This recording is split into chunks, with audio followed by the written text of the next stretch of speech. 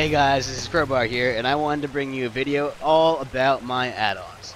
Now, first things first, I am going to cover Recount in a completely different video, so I'm not even going to talk about it right now. It is complicated, and to use it effectively, and if you really want to compete with yourself and increase your damage, Recount is the way to go. So, that being said, let's just move along here and dismiss a couple things. NPC scan, blood shield, and magic runes I do not use for PvP. I use them for when the expansion first comes out, and also for blood. And I think I don't even have to tell me one set up for this character at all. But that's just there. It's really just raiding cooldown, so you don't have to worry about that. And over here, I think that's Battleground Targets. Also deadly boss mods, but stuff that's just required for raiding that you won't be allowed in a group unless you take them, as much as I'm against taking DPM. But anyway, so let's just start right at the top here. Battleground Targets, really simple add-on, really amazing add-on. When I first saw it, I honestly thought it was hacking. I didn't think this was allowed. You know, like I said, I'm not really big into add-ons, but I do recognize that they are necessary. And I think I have about 8 PvP add-ons, which sounds like a lot, but it's really not that bad. But this one, if you're doing any kind of BGs, if you want to just own it up with a pre-made in BGs, this is amazing.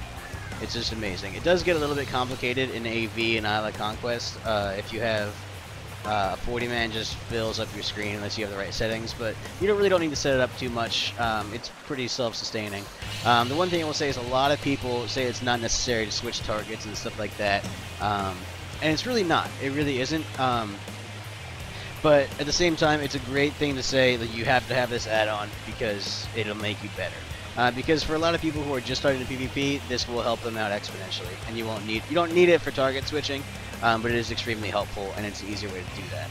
However, a lot of those higher level PvPers don't understand this, especially as a target caller. I know that I watch this rigorously, and I'm constantly clicking over here, because if you click and see when they die and when they res, you can track their res timers very effectively. And if you get a group on split res, you've won the game.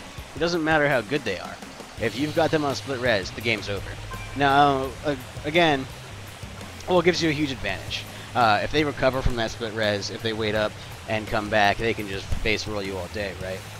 It's just getting them to that split res to begin with. But anyway, so that's a huge advantage for PvP, and I would strongly recommend getting it. Again, this is stuff that I use, though.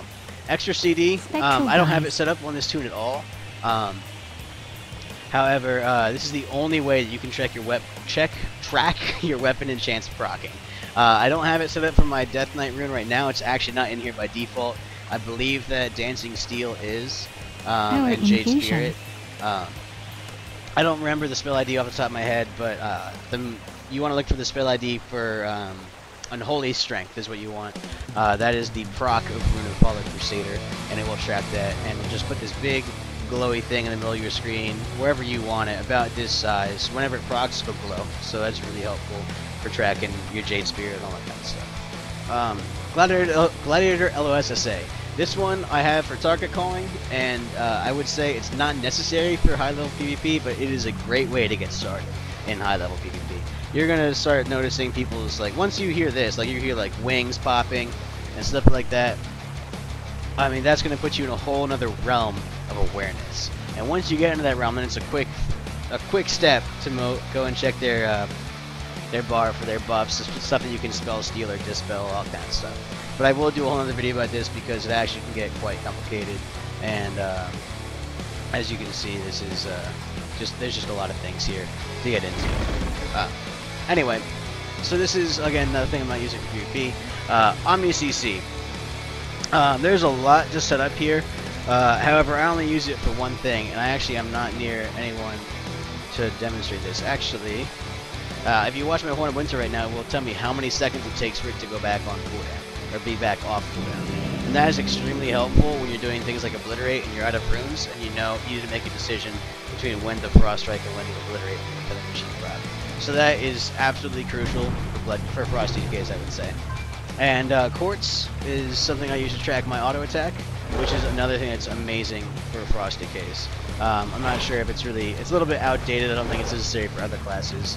Again, there's Recount, Tell Me When I Don't Use PvP, and Tidyplates is the last one I'm going to come to. Tidyplates is kind of amazing. Right now it's actually bugged, so I don't know if I can get it debugged for you on screen, but it's a great way to track your dots. See, this is basically what they look like, and then when you put your dots on somebody, see if I can find some without getting too much. Oh, here we go. So when you put your dots on them, it'll just display right above them, which is really, really helpful. Now, another add-on similar to this, which may be causing the bug in it, is Vial Cooldowns. I use that as well. I don't know why it didn't come up in my setup, but it will put the enemy cooldowns right in the same spot as those diseases. So, like, oh, see, there's the bug right there. So, like, I'll just drop it down when people do this again. Or it won't go. Okay, so like, see, there's my dots. Now, if this were like, let's say, Disc Priest, his fear and stuff would all be up here. His fear, his trinket, all that kind of stuff. It would be right up there. And let's just turn around so I don't kill him by accident. It'd be right up here, right next to my dots. And that's like, it'll give you also. It will also give you a second value, so it'll show you how many seconds until fear, so you can accurately really predict when they're gonna come in and try to fear you or your healer and that kind of stuff. So that is something that is quite essential for arenas as well. Now, a lot of people say I don't use Gladius. I do use Gladius. I have not found a non-bugged version of it yet. I keep updating it, and it keeps not working.